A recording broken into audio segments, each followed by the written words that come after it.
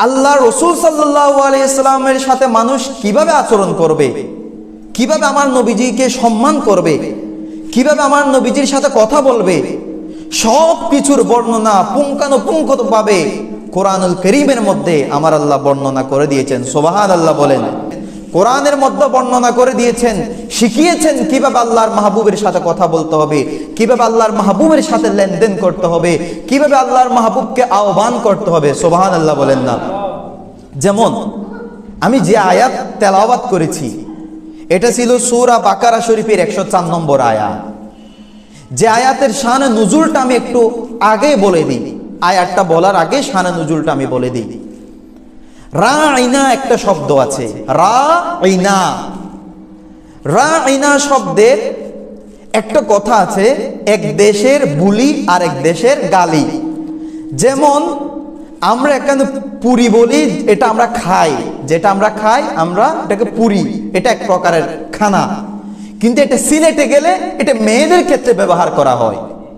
এখন সিলেটে গিয়ে যদি আমরা পুরি খাইতে চাই, সেখানে তো আমাদের গায়ের উপর জুতার বাড়ি একটাও কম পড়বে না। এক দেশের বুলি আর এক দেশের গালি। তেমনি ভাবে এই রাঈনা শব্দটা সাহাবীরা ব্যবহার করত মনোযোগ আকর্ষণের জন্য। যখন সাহাবীরা কোনো কথা বুঝতো না, তখন আল্লাহ রাসূল সাল্লাল্লাহু আলাইহি ওয়াসাল্লামকে বলতো রাঈনা, যার অর্থ হচ্ছে ইলতাফিত ইলাইনা ইয়া রাসূলুল্লাহ সাল্লাল্লাহু আলাইহি ওয়াসাল্লাম। আয় আল্লাহর মাহবুব নবী, আপনি আমাদের দিকে একটু দৃষ্টিপাত করেন। এটা হচ্ছে সাহাবীদের ভাষা। রাঈনার অর্থ তারা নিত কিরকম, যে ইলতাফিত ইলাইনা ইয়া রাসূলুল্লাহ সাল্লাল্লাহু আলাইহি ওয়াসাল্লাম, ইয়া রাসূলুল্লাহ আপনি আমাদের দিকে দৃষ্টিপাত করুন, আমাদের দিকে একটু মনোযোগ দিন। কিন্তু ওই সেম শব্দ ইব্রানি ভাষায় ইহুদিরা ব্যবহার করত রাখাল হিসেবে। তারা রাঈনা মানে তারা বলতো হে আমাদের রাখাল। দেখেন যে অর্থ সাহাবী, যে শব্দটা সাহাবীরা ব্যবহার করত এই অর্থে যে ইয়া রাসূলুল্লাহ আপনি আমাদের দিকে মনোযোগ দিন, ওই শব্দটা ইহুদিরা ব্যবহার করত আমাদের রাখাল হিসেবে। এখন ভালো করে খেয়াল করেন, ইহুদিরা সব সময় চাইতো কিভাবে আল্লাহর নবীকে অপমানিত করা যায়, কিভাবে আল্লাহর নবী সাল্লাল্লাহু আলাইহি ওয়াসাল্লামকে কষ্ট দেওয়া যায়, এটা ইহুদিরা চাইতো। এখন যখন দেখতে পেল সাহাবীরা রাঈনা শব্দটা ব্যবহার করছে, তো তারাও সুযোগ পেয়ে গেল। তারা চিন্তা করছে এতদিন তো আমরা গোপনে গোপনে গালি দিয়েছি, এখন আমাদের ওপেনে কথা বলার সুযোগ হয়ে গেছে, এখন আমাদের ওপেনে কথা বলার সুযোগ হয়েছে। সাহাবীরা যখন বলবে রাঈনা, ইহুদিরা বলতেছে তখন আমরাও বলবো রাঈনা। সাহাবীদের উদ্দেশ্য ছিল ইয়া রাসূলুল্লাহ আমাদের দিকে একটু মনোযোগ দেন, আর ইহুদিদের উদ্দেশ্য ছিল এ আমাদের রাখাল। নাউজুবিল্লাহ বলেন না। শুধু তাই নয়, এটার আরো খারাপ খারাপ অর্থ আছে, এ আমাদের আহাম্মক, এ আমাদের গাধা, এই ধরনের বিশ্রী বিশ্রী শব্দ এটা ইউজ করতো কারা, ইহুদিরা। সেম শব্দ সাহাবীরা অর্থ নিত কোনটা, ইয়া রাসূলুল্লাহ আমাদের দিকে একটু দেখেন, আর ইহুদিরা উদ্দেশ্য নিত কোনটা, যে হ্যাঁ আমাদের রাখাল। এভাবে যখন বলল তখন আমার আল্লাহর আর সহ্য হয় নাই। আমার আল্লাহ সাথে সাথে আয়াত নাযিল করে দিলেন, ইয়া আইয়ুহাল্লাযীনা আমানু লা তাকুলু রাঈনা ওয়া কুলু উনজুরনা ওয়াসমা। এই ইমানদাররা তোমরা রাঈনা শব্দটাও বলিও না, ক্যান্সেল আজকে থেকে। তো আল্লাহ আর কি বলবো, রাঈনা আমরা তো বলি যে আমাদের দিকে দেখেন, এটার স্থলে আমরা কোন শব্দ ব্যবহার করব? আল্লাহ বলছেন না, রাঈনা শব্দ ব্যবহার করার প্রয়োজন নাই, এখানে উনজুর না বলো, ওয়াসমা বলো। উনজুর না তো ইয়া রাসূলুল্লাহ আপনি আমাদের দিকে দেখেন, ওয়াসমা মানে আপনি আমাদের কথা শ্রবণ করুন, রাঈনা শব্দটা বলার প্রয়োজন নাই। এখানে একটা জিনিস ভালো করে খেয়াল করুন, এখানে বুঝার কিছু জিনিস আছে। এখানে আল্লাহ বলার সময় বলছে ইয়া আইয়ুহাল্লাযীনা আমানু, বলতেছে কাদেরকে, ঈমানদারদেরকে। বলতেছে কাদেরকে, ঈমানদারদেরকে। আল্লাহ কিন্তু এখানে বলে না ইয়া আইয়ুহাল্লাযীনা কাফারু, কাফেরদেরকে বলে। ভালো করে খেয়াল করবেন, আল্লাহ এখানে বলতেছেন ঈমানদাররা তোমরা রাঈনা বলিও না। এখন প্রশ্ন করতে পারেন, আল্লাহ আমরা তো রাঈনা দ্বারা খারাপ অর্থ উদ্দেশ্য নিই নাই, আমরা তো রাসূলকে ছোট করতে চাই নাই, তাও আমাদেরকে কেন নিষেধ করছেন? প্রশ্ন আসে যে আল্লাহ আমরা তো এটা দ্বারা আমার রাসূলকে খাটো করতে চাই না, আমরা তো আমাদের রাসূলকে ভালোবাসি। আল্লাহ বলছেন না, যত ভালোবাসা থাকুক বা থাকুক, যে শব্দের মাধ্যমে আমার মাহবুবের কিঞ্চিত পরিমাণ বেয়াদবি হয়, ওই শব্দ মুখ থেকেও বের করা যাবে না। এই জন্য আল্লাহ বলে দিয়েছেন ইয়া আইয়ুহাল্লাযীনা আমানু, এটা ঈমানদারদেরকে বলছেন। এই জন্য সে যত বড় আলেম হোক, উপরে যত বড় ঈমানদার দেখাক, সে যদি আমার রসুলের শানে বেয়াদবি করে, তখন আমরা তাকে আর ঈমানদার বলতে পারবো না। কারণ এখানে আল্লাহ বলতেছেন ইয়া আইয়ুহাল্লাযীনা আমানু, ঈমানদারকে, ঈমানদাররা, এই ঈমানদাররা তোমরা বলিও না। তা আল্লাহ কাফেরদের কি হবে? ওয়ালিল কাফিরিনা আযাবুন আলীম। আল্লাহ বলছে কাফেরদের শাস্তি তো রয়েছে, এদের জন্য তো যন্ত্রণাদায়ক শাস্তি, এদের হিসাব আলাদা। আমি এদের কথা বলছি না, এদের হিসাব তো এদের থেকে আমি নিব। কিন্তু তোমরা যারা ঈমানদার, তোমরা যারা ঈমান এনেছো, তোমরাও রাইনা শব্দটা বলিও না। দেখেন তো, রাইনা রাখাল বললে সমস্যাটা কি? কাউবয় বললে সমস্যাটা কি ছিল? রাইনা বললে সমস্যাটা কি? হ্যাঁ, সমস্যা এখানে। কারণ আমার বাবা, আমার যিনি বাবা, তিনি আমার মায়ের স্বামী। বুঝবেন ভালো করে, আজকে একটু বুঝেন, আমি আজকে বুঝে আমার রসুলের খাতিরে একটু মনোযোগ দেন। আমার যিনি বাবা, তিনি আমার মায়ের স্বামী, মানে আমার মায়ের জামাই। এখন আমি যদি বলি উনি হলেন আমার মায়ের জামাই, যেমন আজকে আমার মাহফিল আছে বাঁশখালীতে, আমার বাবা ওখানে চলে গেছে, সবার সামনে যদি আমি পরিচয় করাই ইনি আমার মায়ের জামাই, তো মানুষরা আমাকে বেয়াদব বলবে না? বলে না, বেয়াদব বলবে। অথচ কথাটাকে মিথ্যা ছিল, মিথ্যা ছিল। উনি আমার মায়ের স্বামী ঠিক আছে, কিন্তু এটা বলা যাবে আমার রসুল ছাগল চড়িয়েছেন ঠিক আছে, আমার রসুল উট চড়িয়েছেন ঠিক আছে, কিন্তু যেই শব্দ সাধারণ মানুষের জন্য ব্যবহার করা হয়, ওই শব্দ আমার রসুলের ক্ষেত্রে ব্যবহার করা যাবে না। তো কি বলতে হবে? যে বলতে হবে আমার নবী তো রহমাতুল লিল আলামিন নবী, ওয়া মা আরসালনাকা ইল্লা রাহমাতাল লিল আলামিন। নবী তো শুধু আমাদের নবী নয়, নবী তো জিন জাতিরও নবী, নবী তো যারা মানে না তাদের জন্য নবী, প্রত্যেকের জন্য রহমত, সবার জন্য রহমত, সমস্ত সৃষ্টির জন্য রহমত। আল্লাহর নবী, আল্লাহর মাহবুব যেভাবে আমাদেরকে সময় দিয়েছেন, ঠিক সেভাবে ওই ছাগলদেরকেও সময় দিয়েছেন, কারণ আমার নবীজি রহমাতুল লিল আলামিন নবী। সুবহানাল্লাহ বলেন। তাহলে ছাগল চড়ানোর জন্য আমার নবীজিকে কাউবয়, রাখাল এই ধরনের শব্দ ইউজ করা যাবে না। কেন? কারণ আমরা যখন রাখাল শব্দটা মাথায় আনবো, তখন আমাদের মাথায় কি চলে আসবে? যারা বর্তমানে গরু মহিষ চারায়, এদের কথা চলে আসবে। এই ধরনের একটা অভয়ব আমাদের মাথার মধ্যে চলে আসবে। আরে বেকুব, আমার নবীজি একদিন ছাগল চড়িয়েছে, এটা তুমি দেখতে পেয়েছো। আমার নবীজিকে আল্লাহ দয়া করে লামখানে নিয়ে গিয়েছেন, এটা কি তোমার চোখে পড়ে না? আমার নবীজি ছাগল চড়িয়েছেন একদিন, ছাগলকে একদিন সময় দিয়েছেন, এই জন্য তুমি আমার নবীজিকে রাখাল বলো। কিন্তু আমার আল্লাহ যে আমার নবীজিকে আরশে মুআল্লা পেরিয়ে লামখানে নিয়ে গিয়েছেন, আমার আল্লাহ যে আমার নবীজিকে সমস্ত নবীদের, সমস্ত নবীদের ইমামতি করিয়েছেন, তোমার কি এটা চোখে পড়ে না? তোমার কি শুধু চোখে পড়ে যে নবীজি রাখাল ছিলেন? এই জন্য এই আয়াতের তাফসীরের মধ্যে মুফাসসিরিনে কেরাম বলছেন, আমার নবীজির শানে আঘাত হয়, আমার নবীজির শানে বিন্দুমাত্র সংকোচন ঘটে, এই ধরনের কোন শব্দ আমার নবীজির শানে ব্যবহার করা যাবে না। দেখেন, এটা হচ্ছে কোরআনের মূলনীতি, এটা বাবা আমার কথা না। আমি আজকে যাই কথা বলবো সবগুলা কোরআনের আয়াত থেকে, আমি কোরআনের আয়াত নোট করে নিয়েছি সরাসরি। কোরআনের মধ্যে আমার নবীজির সাথে কেমন আচরণ করবে, কেমন ব্যবহার করবে, এটার মূলনীতি আমার আল্লাহ বর্ণনা করেছেন।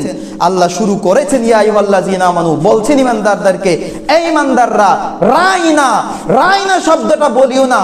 ওগো আল্লাহ, আমরা তো রাইনাদের আমরা রাখাল মুরাদ নিই নাই, আমরা তো আমার নবীজির শান ছোট করার জন্য বলি নাই। আল্লাহ বলে তোমাদের মাথায় শান ছোট করার জন্য এটা থাকুক আর না থাকুক, এটা আমার উদ্দেশ্য না। এটা যেহেতু এই শব্দটা নিয়ে যেহেতু কাফেররা আমার নবীজির সাথে বেয়াদবি করেছে, এই শব্দটা আমার নবীজির শানার ব্যবহার করা যাবে না। এই জন্য আমার নবীজি সাল্লাল্লাহু আলাইহি ওয়াসাল্লামের প্রাইভেট লাইফ নিয়ে যখন আমরা কথা বলবো, আমার নবীজির স্ত্রীদেরকে নিয়ে যখন কথা বলবো, তখন আমাদের বলতে হবে আমাদের আম্মা জান, আমার নবীজির সম্মানিত স্ত্রীগণ। এখন যদি এক্ষেত্রে যদি কেউ বলে আমার নবীজির বউ, আচ্ছা দেখেন, বউ স্ত্রী দুইটাই সেম, কিন্তু স্ত্রী কখন ব্যবহার করে, বউ কখন ব্যবহার করে। সম্মানিত কোনো মানুষ যদি জিজ্ঞেস করে এটা তোমার কে, তখন বলবো উনি আমার স্ত্রী, উনি আমার ওয়াইফ। বন্ধু যখন বলবে তখন বলবে আমার বউ। বউ যখন বলবে এক ধরনের দুষ্টুমি চিন্তা মাথার মধ্যে চলে আসে।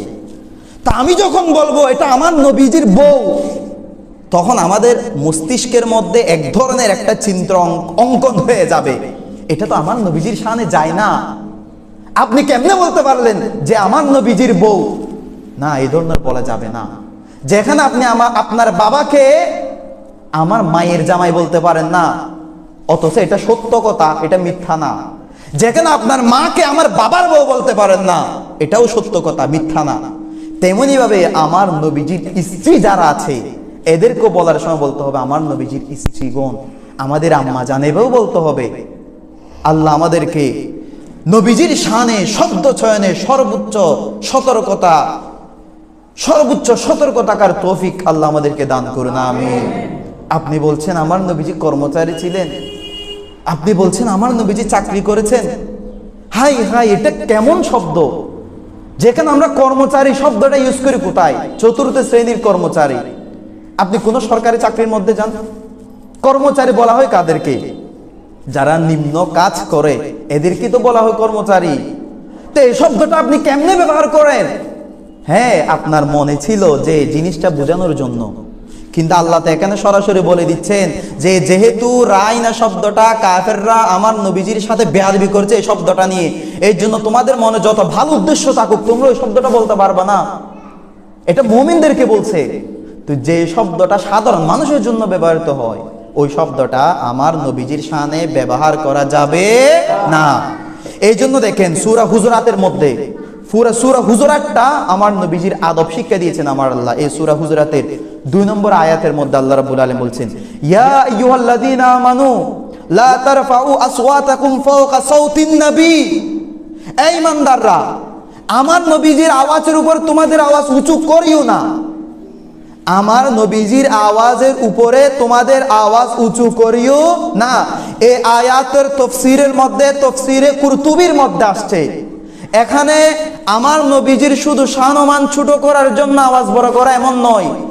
অনেকের আছে স্বাভাবিকভাবে গলা বড়, কথা বললে আওয়াজ বড় হয়ে যায়, এই ধরনের মানুষও আমার নবীজির দরবারে গেলে আওয়াজ বড় করতে পারবে না।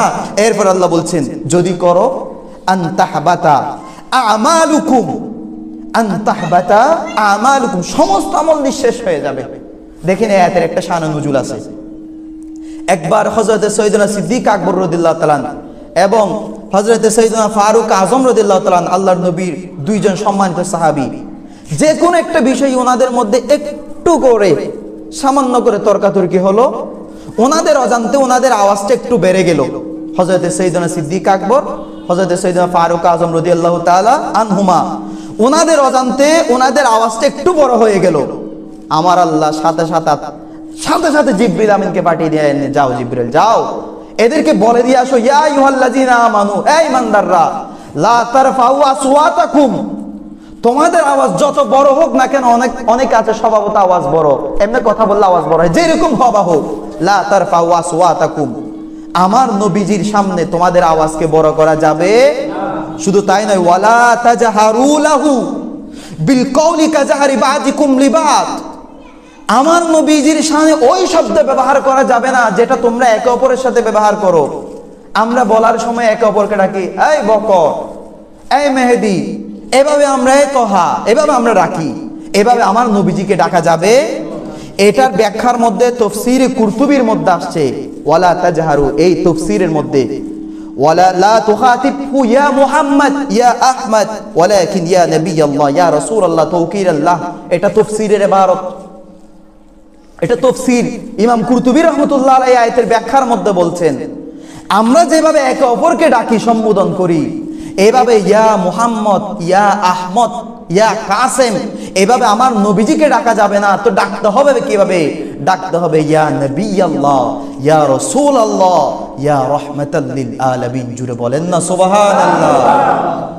লা তারফাউ আসওয়াতাকুম ফাওকা সাওতিন নবী, আমার নবীর শানে তোমরা কইরো না বেয়াদবি। তার আওয়াজের উপরে আওয়াজ তুলো না, তার আওয়াজের উপরে আওয়াজ তুলো না, নবীর দরবারের কোনো নাই রে তুলো না, নবীর দরবারের কোনো নাই। যে দরবারের আদব শিকা দেন রাবনা, যে দরবারের আদব শিকা দেন রাবনা, নবীর দরবারের কোনো নাই রে। একটু মহব্বত আওয়াজে পড়ে, নবীর দরবারের কোনো। ইহুদিরা নবীকে বলল রাইনা, ইহুদিরা নবীকে বলল রাইনা, সেই শব্দ আল্লাহর কাছে ভালো লাগলো না, আদেশ দিল সে জায়গায় বলতে উনজুর না, আদেশ দিল সেই জায়গায় বলতে উনজুর না, নবীর দরবারের কোনো। আর মোহাম্মত রাজ, নবীর দরবারের কোনো, যে দরবারের আদব শিকা দেন রাবনা, যে দরবারের আদব শিকা দেন রাবনা, নবীর দরবারের কোনো। সালাতুন ইয়া রাসূলুল্লাহ আলাইকুম। আল্লাহ রাব্বুল আলামিন পবিত্র কোরআনের মধ্যে বলছেন, ইয়া আইয়ুহাল্লাযীনা আমানু লা তারফাউ আসওয়াতাকুম ফাওকা সাওতিন নবী। আল্লাহ রাব্বুল আলামিন বলছেন, আয় ইমানদাররা, তোমাদের আওয়াজকে আমার নবীজির আওয়াজের উপর উঁচু করিও না, তোমাদের কণ্ঠস্বরকে আমার নবীজির কণ্ঠস্বরের উপরে করিও না। ওয়ালা তাজহারু, আয় ইমানদাররা আরেকটা ফয়সালা হলো, ওয়ালা তাজহারু লাহু বিল কওলি কাজাহারি বাদিকুম লিবাদিন, একে অপরের সাথে তোমরা যেভাবে কথা বলো, একে অপরের সাথে যেভাবে সম্বোধন করো, আমার নবীজির ক্ষেত্রেও সেই রকম সম্বোধন করিও না, আমার নবীজিকে সেভাবে ডাকিও না। ওগো আল্লাহ, এটা করলে কি হবে, কি করবা তুমি? আল্লাহ বলছেন, আনতাহাবাতা আমালুকুম, তোমাদের যত আমল থাকতে পারে, তোমাদের যত নামাজ থাকতে পারে, তোমাদের যত রোজা থাকতে পারে, যত আমলই থাকুক না কেন, আনতাহাবাতা আমালুকুম, তোমাদের সমস্ত আমল সমূহ ধ্বংস হয়ে যাবে। ওয়া আনতুম লা তাশউরুন, কিন্তু বান্দা তুমি টেরও পাবা না। জোরে বলেন নাউজুবিল্লাহ। দেখেন, লা তারফাউ আসওয়াতাকুম, আমার নবীজির আওয়াজের উপর আওয়াজ উঁচু করবি না। কি এমনি কথা বলতে গেলে গলা বড় হয়ে যায়? হোক, ছোট রাখতে হবে আমার নবীজির দরবারে গেলে। কি কোনো সমস্যা হয়েছে, বড় গলায় কথা বলতে হচ্ছে না, এটা বলা যাবে না আমার নবীজির দরবারে। লা তারফাউ আসওয়াতাকুম, আল্লাহর একটাই সিদ্ধান্ত, ওয়ালা তাজহারু লাহু, একে অপরকে যেভাবে ডাকো। কে নবী, তোমার কি লাগে? তোমার শ্বশুর লাগে? না, এ আমার শ্বশুর বলা যাবে না। মৌলা আলীর শ্বশুর ছিল, বলে নাই, একদিনও বলে নাই আমার শ্বশুর, বলে নাই, বলেছেন ইয়া রাসূলুল্লাহ। মা ফাতেমা কখনো বলেন নাই, আব্বাজান বলেন নাই, বলেছেন ইয়া রাসূলুল্লাহ। খাদিজা রাদিয়াল্লাহু তাআলা, উনি আমার নবীজির স্ত্রী ছিলেন, আমার নবীজির প্রথম স্ত্রী ছিলেন, উনি কখনো বলেন নাই প্রাণের স্বামী, বলেছেন ইয়া রাসূলুল্লাহ। সিদ্দিক আকবরের মেয়ের জামাই ছিল, কখনো বলেন নাই আমার মেয়ের জামাই, বলেন নাই, বলেছে ইয়া রাসূলুল্লাহ। ফারুক আজমের মেয়ের জামাই ছিল, কখনো বলেন নাই ও আমার মেয়ের জামাই, বলেছেন ইয়া রাসূলুল্লাহ। হাসনাইনে কারিমাইনের নানা ছিল, কখনো বলেন নাই ও আমার নানা, বলেছেন ইয়া রাসূলুল্লাহ। সুতরাং আমরাও যারা আমার নবীজির উম্মত, আমরাও কখনো আমার নবীজিকে ও মুহাম্মদ, বিশ্বনবী মুহাম্মদ, একজন ইমানদারের মুখ থেকে কখনো বের হতে পারে না। একজন ইমানদার কখনো বলতে পারে না কাউবয়, একজন ইমানদার কখনো বলতে পারে না রাখাল, একজন ইমানদারের মুখ থেকে কখনো বের হতে পারে না ইনি স্টাফ ছিলেন, উনি কর্মচারী ছিলেন। বরং যার অন্তরে ঈমান থাকবে সে এক বাক্যে বলবে ইয়া রাসূলুল্লাহ। আপনি বলছেন না আমার শাইখের মাহফিলে অনেক বেশি মানুষ হয়, আপনার শেখ কিরকম এটা আমার দেখার প্রয়োজন নাই। যত মানুষ সব হোক আপনাদের প্রতি কোনো হিংসা নাই, আপনাদের নামও আমরা নিব না। আপনাদের শেখের প্রতি হিংসা নাই, আপনাদের শেখের প্রতি আফসোসও নাই। আফসোস আপনার প্রতি হচ্ছে, কেন হচ্ছে জানেন? যখন আমি ফেসবুকের মধ্যে যখন দেখলাম এইসব বিষয়ে যখন বিতর্ক হচ্ছে, তখন ওই বিতর্কের মধ্যে একজন কমেন্ট করলো যে এই বিষয়ে কোনো গুনাহ নাই, কোনো সওয়াবও নাই, এই বিষয়ে বিতর্ক করার প্রয়োজন কি? তো আমি তার নিচে লিখে দিলাম ভাই এখানে গুনাহ হবে না, সওয়াবও হবে না, তবে একটা জিনিস হবে, তোমার ঈমানটা চলে যাবে। তখন ও আমাকে বলল না ভাই এখানে ঈমানের কথা কেমনে আসলো, এটা তো অনেক সাধারণ বিষয়। তখন আমি বুঝে গেলাম সেই জীবনে ফিরে আসবে না, ওই জন্য তারে বলি লাকুম দীনুকুম ওয়ালিয়া দিন, যা তোমার ধর্ম তোমার জন্য, আমার ধর্ম আমার জন্য।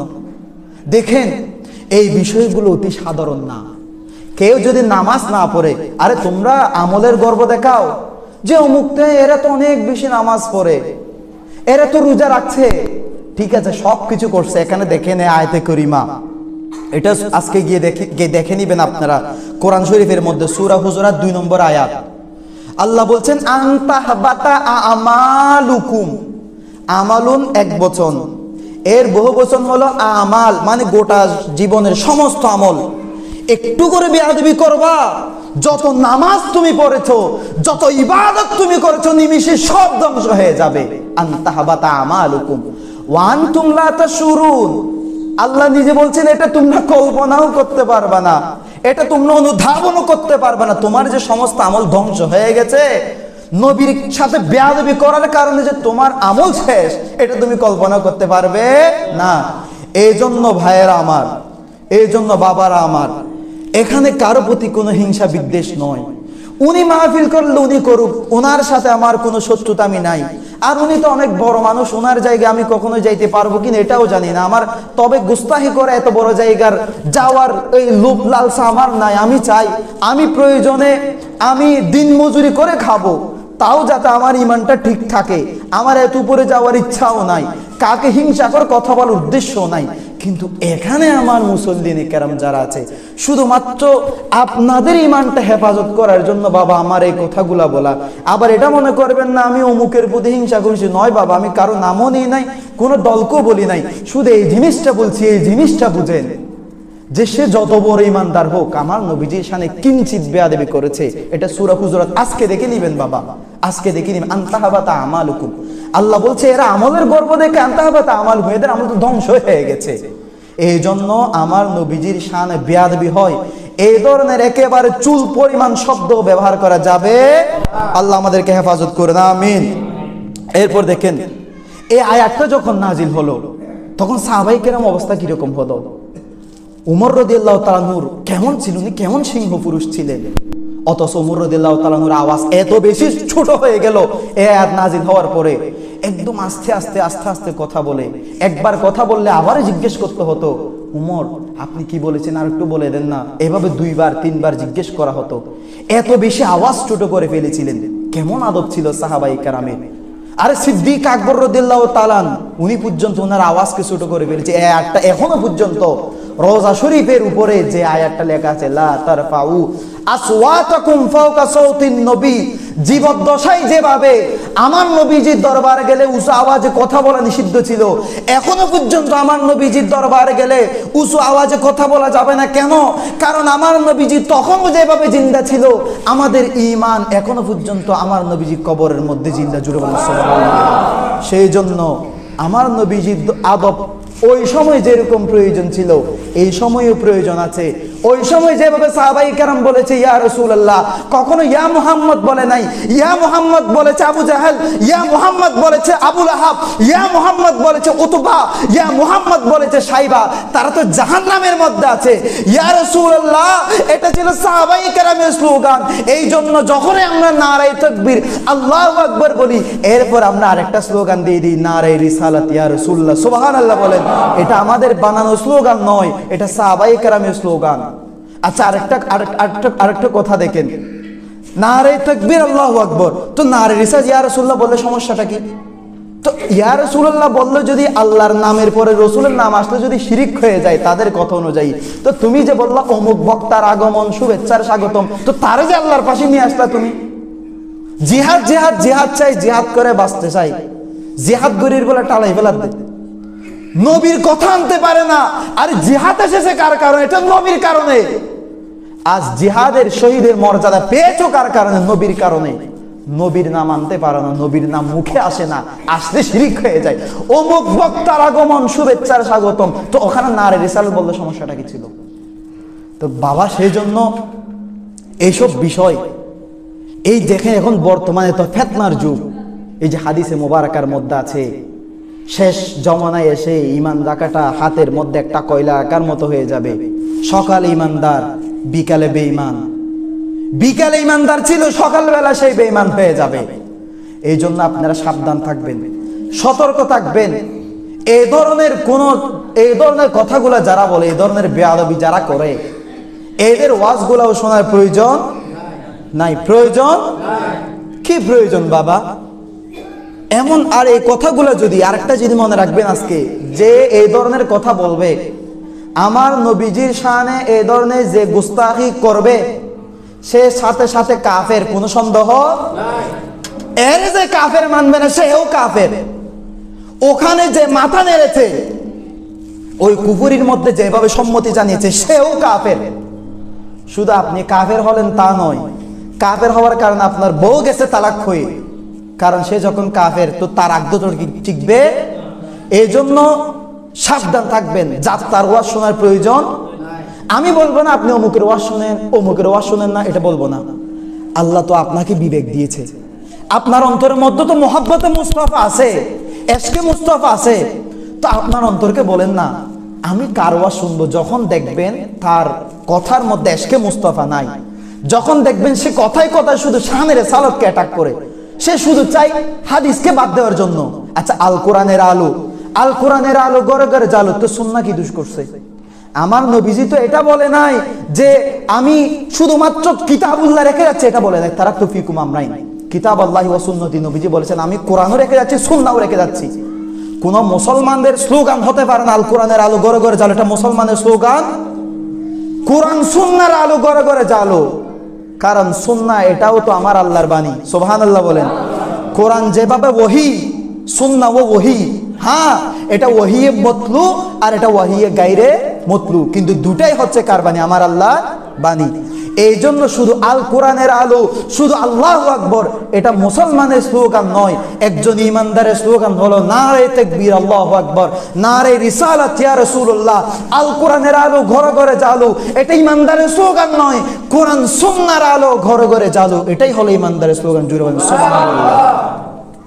সম্মানিত আমার মুসল্লিনী কেরাম, সময় আমি আর নিব না, জুমার সময়। আসলে এইসব বিষয় আমি মাত্র 2টা আয়াত নিয়ে আলোচনা করতে পেরেছি, আরো কয়েকটা আয়াত এনেছিলাম, কিন্তু সময় সংক্ষিপ্ত।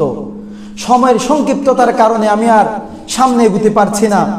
ইনশাআল্লাহ আমরা তো শান মুস্তাফা নিয়ে সবসময় আলোচনা করি, কিন্তু আজকে আলাদাভাবে এটা বলার উদ্দেশ্য একটাই ছিল, যেহেতু আপনারা জানেন বর্তমান কি অবস্থা চলছে। এই যে বললাম, আপনার যদি ওই কথাগুলো শুনে যদি কেউ মাথায়ও নাড়ায় এভাবে, তার ইমানও চলে। কারণ ইমানটা এমন সেন্সিটিভ বিষয়। আপনি নামাজ না পড়েন, ঠিক আছে, আমি বলছি না যে নামাজ যারা পড়ে না এরা ভালো মানুষ, এটা বলছি না। নামাজ পড়েন না, রোজা রাখেন না, যাই করেন না বাবা, কিন্তু এটার কারণে ইমান যাবে। নামাজকে অস্বীকার করলে ইমান যাবে। কেউ যদি সারা জীবনও মাসালা, এটা মাসালা জেনে রাখেন, কেউ যদি সারা জীবনও যদি নামাজ না পড়ে, সে কবিরে গুনাহগার হবে, সে কবিরে গুনাহগার। কিন্তু তাকে বেঈমান বলা যাবে, কাফের বলা যাবে। কিন্তু সে যদি নামাজকে স্বীকার করে, তাহলে সে সাথে সাথে কাফের। কেউ যদি যাকাত না দেয়, রোজা না রাখে, বেঈমান হবে। কিন্তু অস্বীকার করলে কাফের। কিন্তু বাবা আমার নবীজির শানে আপনি যত আমল করেন, আপনি একেবারে আমল করে টরাই ফেলছেন আর কি, সবকিছু একদম পরিপূর্ণ করে ফেলছেন। নবীজির শানে একটা মাত্র বেয়াদবি হয়েছে, এই যে সূরা হুজুরাত, আনতাহাবাতা আমালুকুম, গোটা জীবনের আমল ধ্বংস, গোটা জীবনের আমল। এই জন্য আমাদের সতর্ক থাকতে হবে, আমাদের নবীজির ভালোবাসা আমাদের অন্তরের মধ্যে রাখতে হবে। আর আমাদের নবীজির ভালোবাসা যখন আমাদের অন্তরের মধ্যে থাকবে, তখন প্রকৃতপক্ষে যখন নবীকে ভালোবাসবো, তখন আমরা নামাজ ছাড়তে পারবো, কারণ নামাজ তো আমার নবীজি এনেছেন। আমরা রোজা ছাড়তে পারবো, আমরা যাকাত অস্বীকার করতে পারবো, মা বাবার সাথে বেয়াদবি করতে পারবো, বাইরের হক মেরে খাইতে পারবো, অশ্লীল কাজের মধ্যে লিপ্ত হতে পারবো। এগুলো সবগুলো যখন করবো তখন বুঝে যাবে আমি নবীকে প্রকৃতপক্ষে ভালোবাসি। আর এগুলো যদি না থাকে, আমি যদি এমনি নামাজ দোয়া কিছু না করি, বাইরের হক মেরে খাই, বোনের হক মেরে খাই, এখানে সব ধরনের অশ্লীল কাজ করি, তাহলে বুঝতে হবে এগুলো আমি এমন মুখে বলি যে অন্তরের মধ্যে নবীকে ভালোবাসি। প্রকৃতপক্ষে নবীর ভালোবাসা আমাদের অন্তরের মধ্যে দান করার তৌফিক আল্লাহ আমাদেরকে দান করুন, আমিন। আমাদের ঈমান আকীদা হেফাজত দেখে আমাদেরকে বেশি বেশি আমল করার তৌফিক দান করুন, আমিন। ওয়া মা আলাইনাল বালাগ ওয়া আখিরু দাওয়ানা আলহামদুলিল্লাহি রাব্বিল আলামিন। আসসালামু আলাইকুম ওয়া রাহমাতুল্লাহি ওয়া বারাকাতুহু।